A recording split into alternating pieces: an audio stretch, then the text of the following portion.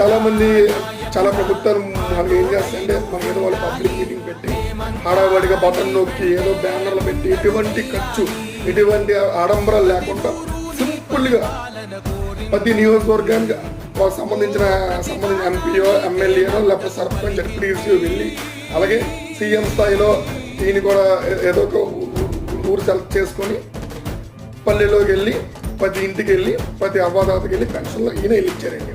అసలు డే 1లోనే సుమారు 95% మంది అందరూ కూడా పెన్షన్ వెళ్ళిపోయారు. గతంలో వాలంటీర్లు ఉన్నప్పుడు చాలా టెక్నికల్ ఇష్యూస్ వచ్చాయని చెప్పి అసలు యాక్చువల్లీ డే 1లోనే అసలు పంచగలమా పంచలేమని ఎంతో ఒక నెగిటివ్ ఫీలింగ్తోనే మనకి ఇది స్టార్ట్ అయింది.